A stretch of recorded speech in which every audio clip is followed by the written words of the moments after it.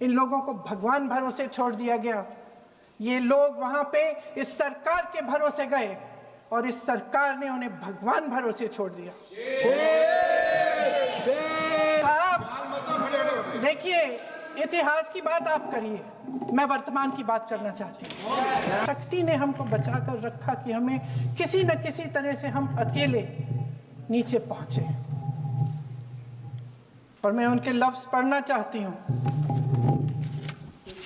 क्योंकि उन्होंने कहा कि इस पूरे समय जब 1 घंटे के लिए चुन चुन कर भारतीय नागरिकों को मारा जा रहा था, इस पूरे समय उसे एक सुरक्षाकर्मी नहीं दिखा, एक सैनिक नहीं दिखा।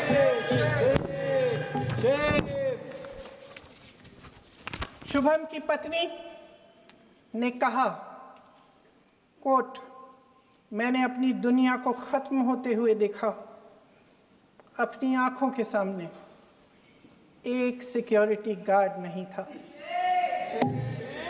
मैं ये कह सकती हूं कि देश ने, सरकार ने हमें वहां पे अनाथ छोड़ दिया था। सिक्योरिटी क्यों नहीं थी वहां पे एक सैनिक क्यों नहीं दिखा? क्या सरकार को मालूम नहीं था कि यहां रोज 1000 से 1500 पर्यटक जाते हैं? क्या सरकार को मालूम नहीं था कि यहाँ के पहुंचने के लिए जंगल के रास्ते से जाना पड़ता है? अगर कुछ हो जाएगा तो लोग वहां से निकल नहीं पाएंगे। एक चिकित्सा का इंतजाम नहीं था, फर्स्ट एड का इंतजाम नहीं था, कोई इंतजाम नहीं था, ना सुरक्षा का ना फर्स्ट एड का।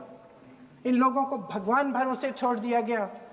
ये लोग वहां पे इस सरकार के भरोसे गए और इस सरकार ने उन्हें भगवान भरोसे छोड़ दिया।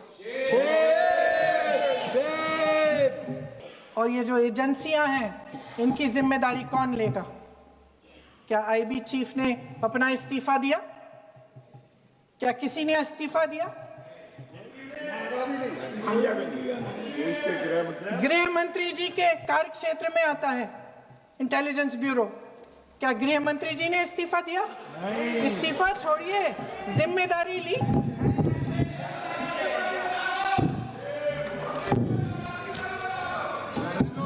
साहब देखिए, इतिहास की बात आप करिए, मैं वर्तमान की बात करना चाहती हूँ। आपको तो एक बहाना चाहिए। पूरे परिवार का नाम गिनवा देते हैं।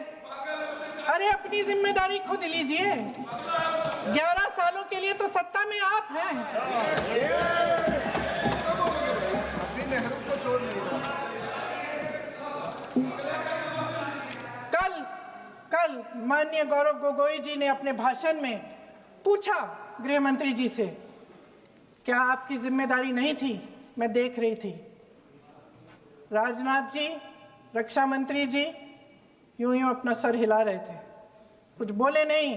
अंदर से महसूस हुआ होगा कि यहाँ कुछ जिम्मेदारी थी, लेकिन माननीय गृह मंत्री महोदय जी हंस रहे थे। वे हंस रहे थे।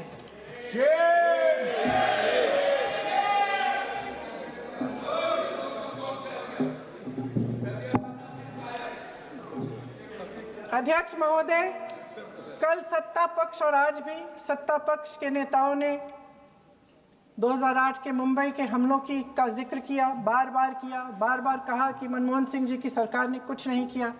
ये तो जानकारी होगी ना कि उसी समय जब वो आतंकवादी हमला चल रहा था, तभी उन आतंकवादियों को मार डाला था। एक बचा था और उसको भी फांसी दे दी थी 2012 में। महाराष्ट्र के मुख्यमंत्री ने इस्तीफा दिया। देश के गृह मंत्री ने जिम्मेदारी लेकर इस्तीफा दिया। एक जवाबदेही थी पब्लिक के प्रति, एक जवाबदेही थी इस देश की जनता के प्रति, इस देश की धरती के प्रति।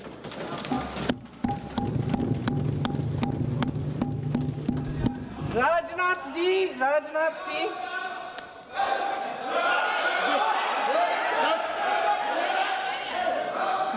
जी तो पुलवामा, उरी और पठानकोट के समय गृह मंत्री रहे थे। आज वे रक्षा मंत्री हैं और हमारे गृह मंत्री महोदय श्री अमित शाह जी के नाक के नीचे पूरा मणिपुर जल गया, दिल्ली में दंगे हुए, पहलगाम में हमला हुआ और आज भी वे उसी पद पर बैठे हैं। क्यों? अध्यक्ष महोदय, बमबारी से अखबारों के हेडलाइन बनते हैं, मगर कहानी सुरक्षा में की चूक में भी है। आज देश खोखले भाषण नहीं सुनना चाहता, देश जवाब चाहता है, तसल्ली चाहता है कि सच उससे छिपाया नहीं जाएगा। देश जानना चाहता है कि उस दिन अप्रैल 22, 2025 को क्या हुआ और क्यों हुआ। आप तो खुद अपनी पीठ थपथपाने में लगे रहते हैं। सेना, देश, संसद से सच छुपाते हैं। ऑपरेशन सिंदूर जब शुरू हुआ, हम सब ने समर्थन किया, सब एकजुट होकर खड़े हो गए इस देश के लिए। दोबारा होगा, दोबारा खड़े हो जाएंगे। अगर हमारे देश पे हमला होता है तो यहाँ इस सदन में किसी भी पार्टी का हो, कोई भी हो, सब आपका समर्थन करेंगे। और हमें अपनी सेना पर गर्व है कि उन्होंने इस बार भी दृढ़ता से लड़ाई लड़ी, धैर्य से लड़ाई लड़ी, वीरता से लड़ाई लड़ी। लेकिन इस ऑपरेशन का सिंदूर का क्रेडिट, उसका श्रेय तो हमारे प्रधानमंत्री जी चाहते हैं। सही भी है, ठीक है, सही है, श्रेय ले, श्रेय ले। ओलंपिक्स में हमारा मेडल आता है, उसका भी श्रेय लेते हैं, ले। लेकिन सिर्फ श्रेय लेने से नहीं होता नेतृत्व, जिम्मेदारी भी लेनी पड़ती है।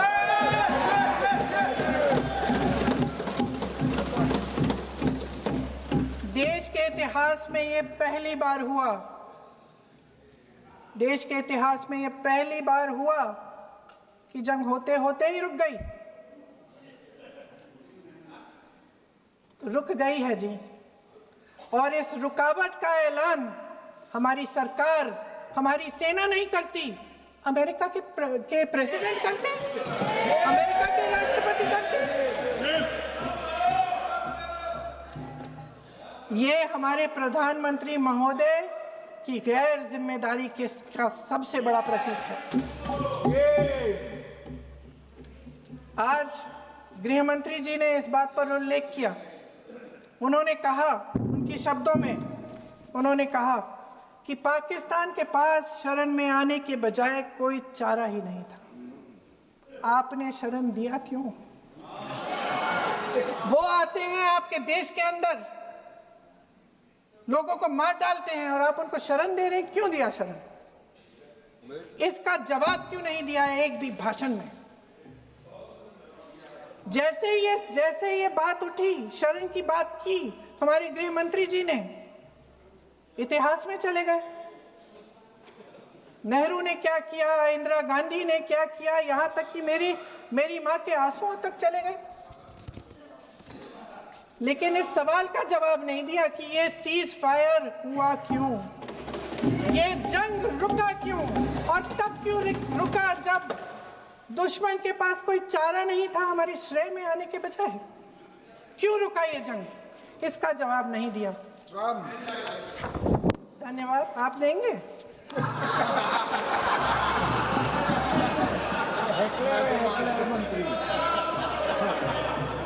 देना भाई, देना। आपको टाइम मिलेगा तो, टाइम नहीं मिलेगा आपको शायद। वैसे महोदय, मेरी माँ की आंसू की बात किए, मैं इसका जवाब देना चाहती हूँ।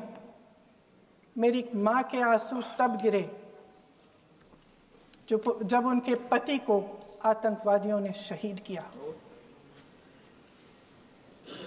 जब वे मात्र 44 साल की थी। और आज अगर मैं इस सदन में खड़ी हूं और उन 26 लोगों की बात कर रही हूं, मैं इसलिए कर रही हूं क्योंकि मैं उनका दर्द जानती हूं, महसूस करती हूं।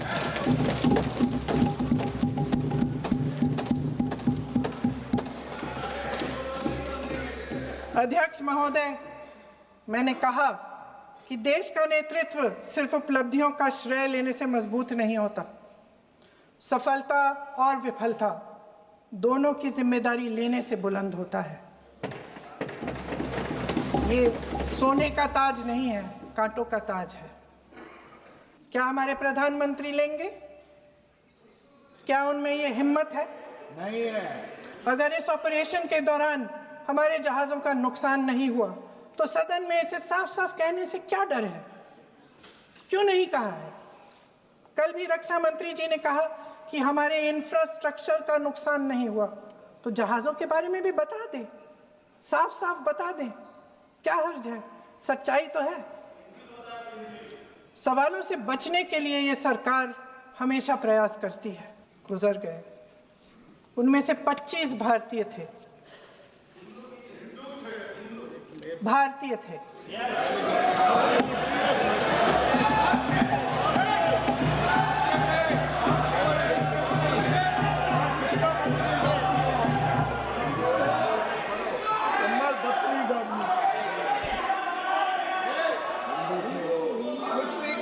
जितने भी लोग बैसारन वैली में थे और जो 25 भारतीय मारे गए, उनके लिए कोई सुरक्षा नहीं थी, कोई सुरक्षा नहीं थी। आप कितनी भी ऑपरेशन कर डालें, आप इस सच्चाई के पीछे छुप नहीं सकते, इसे नकार नहीं सकते। आपने उनको सुरक्षित नहीं किया। कोई शर्म नहीं है, कोई शर्म नहीं है, कोई शर्म नहीं है और ना कभी होगी। सुन लीजिए, सुबह भी मैं शिव मंत्र बोल के आई हूं। इनको क्या पता शिव मंत्र क्या है? शिव मंत्र इनका खत्म कर लूं अपना भाषण।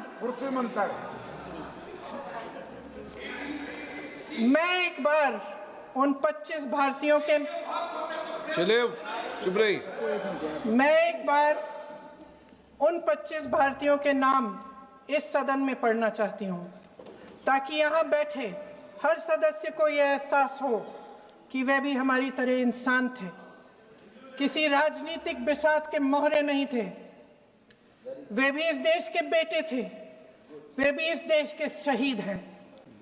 उनके परिजनों के प्रति हम सब की जवाबदेही बनती है। उन्हें सच्चाई जानने का हक है। समीर गुहा भारतीय, बिट्टन अधिकारी, मनीष रंजन, हेमंत सुहास जोशी, विनय नारवाल, सुशील नथनियल, अतुल श्रीकांत पुणे, सैयद आदिल हुसैन शाह, माननीय मंत्री रामचंद्रन, संजय लक्ष्मण लेले, माननीय प्लीज दिनेश अग्रवाल, दिलीप दिल से, कुमार सतपति, JS चंद्रमौली।